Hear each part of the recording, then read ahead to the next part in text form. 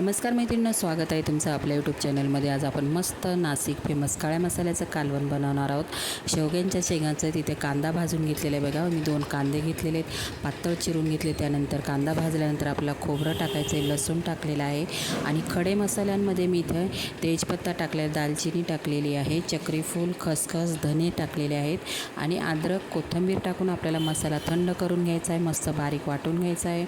त्यानंतर इथे मी कढई ठेवलेली, तेल टाकून घेतलेलं आहे। आपण जो वाटलेला मसाला होता तो याच्यामध्ये टाकून घेतलेला आहे, हळद टाकलेली, मीठ टाकलेलं आहे।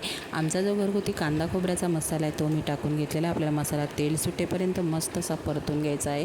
त्यानंतर इथे शेंगा टाकलेल्या आहे मी, शेवग्याच्या, बटाटा टाकून घेतलेला आहे, कोमट पाणी टाकलेलं आहे। 2 ते 3 मिनटासाठी आपल्याला कमी गॅसवर मैत्रिणीनं शिजून घ्यायचं आहे। शेवग्याच्या शेंगांचं कालवण एवढं अप्रतिम लागतं, नक्की करून बघा मैत्रिणींनो। व्हिडिओ कसा वाटला, व्हिडिओला लाईक, शेअर आणि सबस्क्राईब करायला विसरू नका। बाय मैत्रिणींनो।